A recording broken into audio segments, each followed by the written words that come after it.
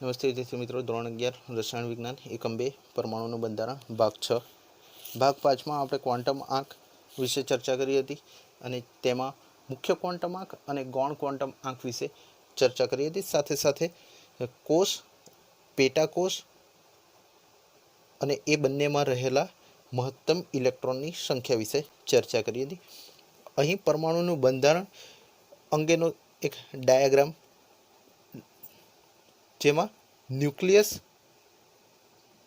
જે પ્રોટોન અને ન્યુટ્રોન ધરાવે છે અને ઇલેક્ટ્રોન જે વર્તુળાકાર પથ ઉપર પરિભ્રમણ કરે છે એને કક્ષા કહેવામાં આવે છે।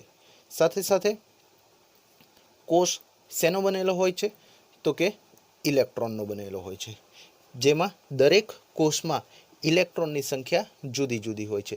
અહીં પ્રથમ કોષ, દ્વિતીય કોષ, તૃતીય કોષ અને ચતુર્થ કોષ, જેને કે, એલ, એમ અને એન વડે દર્શાવવામાં આવે છે। તો આપણે અહીંયા જોઈએ તો પ્રથમ કોષ જેમાં એસ પેટાકોષ રહેલી હોય છે, દ્વિતીય કોષ જેમાં એસ અને પી પેટાકોષ, ત્યારબાદ તૃતીય કોષ જેમાં એસ, પી અને ડી પેટાકોષ, ત્યારબાદ એની જ સાથે ચતુર્થ કોષ જેમાં એસ, પી, ડી અને એફ આમ 4 પેટાકોષનો સમાવેશ થયેલો હોય છે। પ્રથમ કોષમાં મહત્તમ 2 ઇલેક્ટ્રોન રહી શકે, દ્વિતીયમાં 8 ઇલેક્ટ્રોન રહી શકે, તૃતીયમાં 18 અને ચતુર્થ કોષમાં મહત્તમ 32 ઇલેક્ટ્રોન રહી શકે। તો આ ફક્ત ડાયાગ્રામ જે છે એ આપની સમજ માટે છે, જેથી આપ સરળતાથી સમજી શકશો। હવે આગળ જોઈએ છીએ આપણે નંબર 3, એ છે ચુંબકીય કક્ષકીય ક્વોન્ટમ આંક, જેને સ્મોલ એમ સફિક્સ સ્મોલ એલ વડે દર્શાવવામાં આવે છે। અંગ્રેજીમાં કહીશું એને મેગ્નેટિક ઓર્બિટલ ક્વોન્ટમ નંબર। હવે આપણે જોઈએ છે કે પરમાણુ કેન્દ્રની ફરતે ઇલેક્ટ્રોન વર્તુળાકાર માર્ગ ઉપર પરિભ્રમણ કરે છે। તો કોઈ પણ વીજભારિત કણ એ સર્ક્યુલર મોશનમાં, મતલબ કે વર્તુળાકાર માર્ગે ભ્રમણ કરે તે ચુંબકીય ક્ષેત્ર ઉત્પન્ન કરે છે। આમ ગતિશીલ વીજભારિત કણ અહીં ઇલેક્ટ્રોનની ચર્ચા કરીએ છીએ, માટે ઇલેક્ટ્રોન ચુંબકીય ક્ષેત્ર ઉત્પન્ન કરે છે।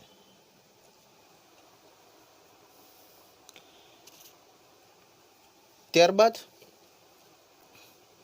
ચુંબકીય કક્ષકીય ક્વોન્ટમ આંક એ ચુંબકીય ક્ષેત્રની હાજરીમાં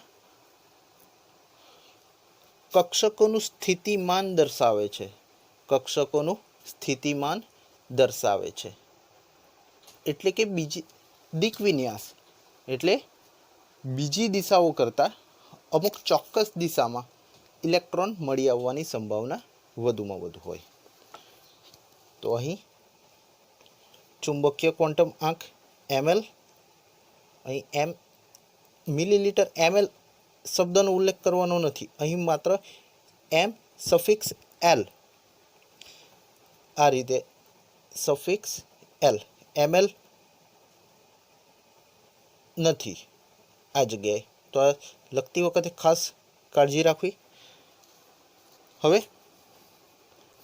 ml મતલબ ચુંબકીય કક્ષકીય ક્વોન્ટમ નંબર એ ચુંબકીય ક્ષેત્રની હાજરીમાં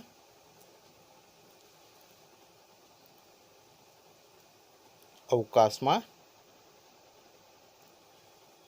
કક્ષકોનું સ્થિતિમાન દર્શાવે છે. અર્થાત નિર્દેશક યામો પ્રમાણિત સેટના સંદર્ભમાં કક્ષકના અવકાશીય દિક્સ્થાન વિશેની માહિતી આપે છે. ત્યારબાદ આપણે જોઈએ તો ચુંબકીય ક્વોન્ટમ આંકનું મૂલ્ય ગૌણ ક્વોન્ટમ આંક એલ ઉપર આધારિત હોય છે. અહીં એલ પર આધારિત હોય છે. અર્થાત કોઈપણ પેટાકોષ માટે ચુંબકીય ક્વોન્ટમ આંકના 2l+1 મૂલ્યો શક્ય છે. ને જ લખવું હોય તો m = 2l+1, જ્યાં સ્મોલ l 0+l તરીકે લખી શકીએ. ઉદાહરણ દ્વારા સમજીએ. દાખલા તરીકે l બરાબર 0. હવે આપણે આગળ પર ચર્ચા કરી હતી કે l બરાબર 0 માટે પેટાકોષ અહીં શું થશે? S પેટાકોષ થશે. એની સંજ્ઞા શું થશે? S થશે. તો l બરાબર 0 હોય ત્યારે અહીં ચુંબકીય ક્વોન્ટમ આંકનું મૂલ્ય 2l મુજબ અહીં શોધીશું. તો એ થશે, આ શું મળ્યું આપણને? 1. એનો મતલબ કે આ તરફ આપણે જોઈએ તો માત્ર 0 મૂલ્ય થાય. એટલે ભલે ml અહીં m બરાબર 1 મળ્યું હોય, પરંતુ એની જે કક્ષક છે એ શું મળી? S. કેવી રીતે? તો કે 0 માટે શું ઉલ્લેખ કરીએ છીએ? S કક્ષક પેટાકોષનો ઉપયોગ કરીએ છીએ. માટે આના માન્ય મૂલ્ય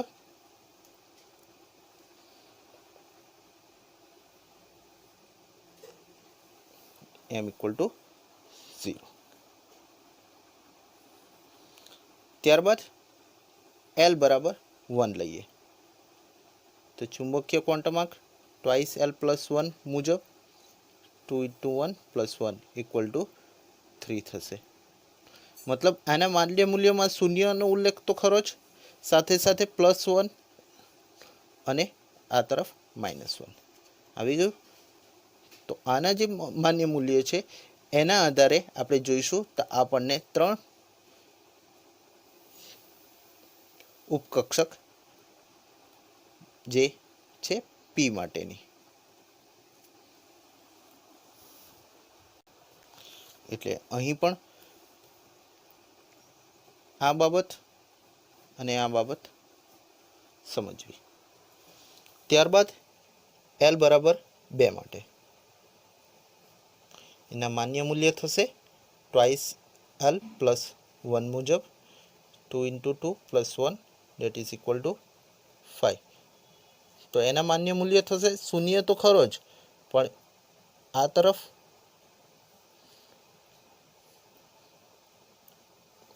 +1 2 -1 2, આમ કુલ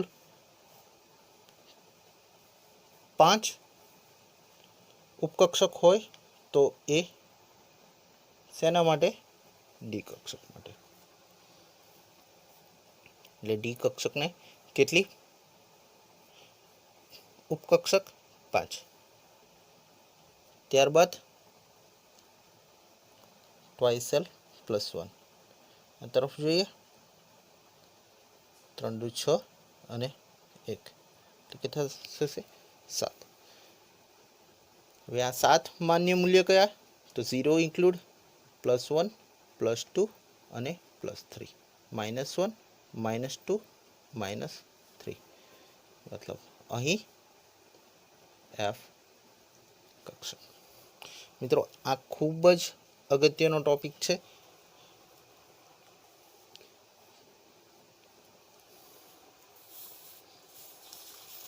હવે આપણે આગળ ચર્ચા કરીએ. તો આ જેટલા પણ મૂલ્યો મળ્યા છે આપણને, એના માટે જો એલનું મૂલ્ય આપણે 1, 2, 3 લઈએ, આપણે આગળ સમજ્યા છે એ મુજબ તો પેટાકોષનો સંકેત એલનું મૂલ્ય જ્યારે હોય ત્યારે એનું શૂન્ય હોય તો પેટાકોષનો સંકેત એસ, અહીં પી 2 માટે, ડી અને 3 માટે એફ. એમાં કક્ષકોની સંખ્યા તો એસ માટે 1, પી માટે 3, ડી માટે 5 અને એફ માટે કેટલી છે તો કે 7. ઓકે. હવે 4 નંબર ઉપર એ છે ઇલેક્ટ્રોન ભ્રમણ ક્વોન્ટમાર્ક.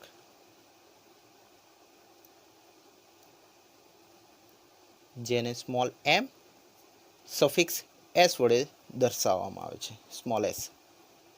ઇલેક્ટ્રોન સ્પિન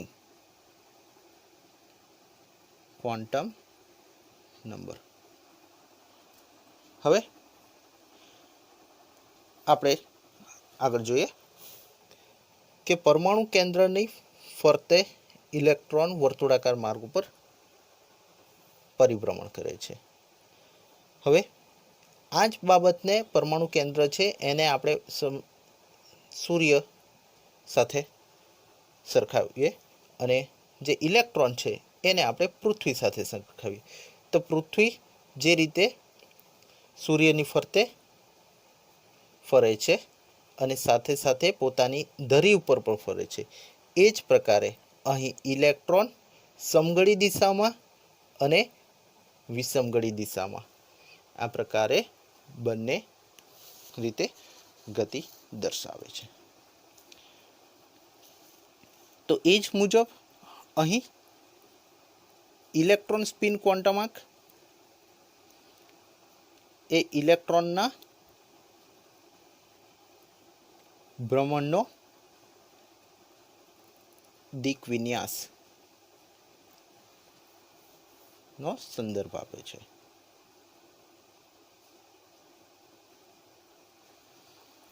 સ્પિન ક્વોન્ટમાર્ક કોના દ્વારા રજૂ થયો તો કે જ્યોર્જ ઉલ્હનબેક તથા સેમ્યુઅલ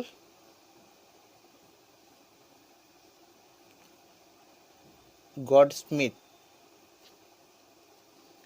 દ્વારા રજૂઆત કરવામાં આવી.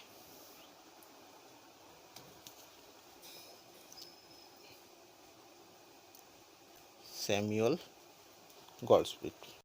હવે આ તરફ આપણે જોઈએ તો ઇલેક્ટ્રોનની ગતિ મુખ્યત્વે 2 પ્રકારની. એક છે કક્ષકીય ગતિ અને બીજી છે અક્ષીય ગતિ. કક્ષીય ગતિ મતલબ જે વર્તુળાકાર માર્ગ ઉપર ભ્રમણ કરે છે, એટલે કે કેન્દ્રના આસપાસની ગતિ. અક્ષીય ગતિ મતલબ ઇલેક્ટ્રોનની સ્પિન પોતાની ધરી અથવા અક્ષની આસપાસ પરિભ્રમણ. હવે આ જે પરિભ્રમણ છે એ ક્યાં તો સમઘડી દિશામાં હોઈ શકે અથવા તો વિષમઘડી દિશામાં હોઈ શકે. સમઘડી ક્લોકવાઇઝ અને વિષમઘડી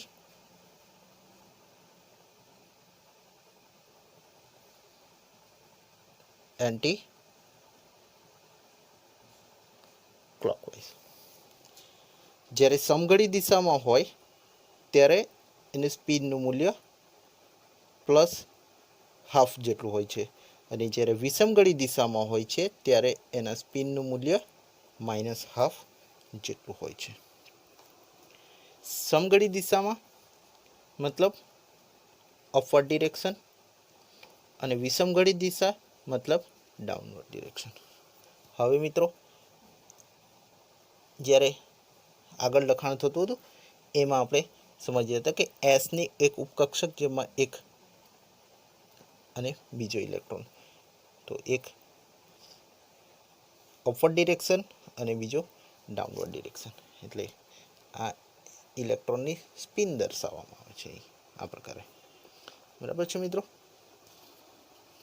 તો આમ જે એસનું મૂલ્ય છે એ ±½ જેટલું હોય છે. સમઘડી દિશામાં +½ અને વિષમઘડી દિશામાં -½ જેટલું. મિત્રો, અહીં 4 ક્વોન્ટમ આંક વિશે એક સાથે સમજી લઈએ. તો પ્રિન્સિપલ ક્વોન્ટમ આંક n એ કોષ, પર્ટિક્યુલર, સેલ્સ અને કક્ષક તથા કક્ષકનું કદ અને ઉર્જા નક્કી કરે છે. નંબર 2, જેને આપણે ગૌણ ક્વોન્ટમ આંક તરીકે L વડે દર્શાવીએ છીએ, જેમાં આપણે પેટાકોષ વિશે ચર્ચા કરી હતી. ત્યારબાદ નંબર 3 ચુંબકીય ક્વોન્ટમ આંક, અને નંબર 4 ઇલેક્ટ્રોનની સ્પિન અંગેની ચર્ચા કરી હતી, જેમાં ચુંબકીય ક્વોન્ટમ આંકનું મૂલ્ય શેના ઉપર આધાર રાખે છે? તો કે ગૌણ ક્વોન્ટમ આંક L ઉપર આધારિત હોય છે. અહીં 2 પ્રકારની સ્પિન, એક +½ અને બીજી -½ સમઘડી દિશા, વિષમઘડી દિશા. ઓકે, સોરી, અહીં વિષમઘડી માટે આ રીતે સાઇન આવશે. ઓકે ફ્રેન્ડ્સ, નેક્સ્ટ ટાઈમ અન્ય ભાગ સાથે ચર્ચા કરીશું. Thank you very much. એ પહેલાં એક સવાલ કેવી રીતે પૂછાય? તો ક્વોન્ટમ આંક વિશે સમજાવો. ક્વોન્ટમ આંક વિશે સમજાવો. 4 માર્ક અથવા 5 માર્કમાં પૂછે.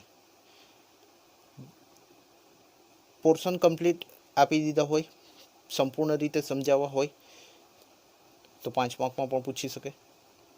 ત્યારબાદ બીજો ક્વેશ્ચન પૂછે કે મુખ્ય ક્વોન્ટમ આંક સમજાવો.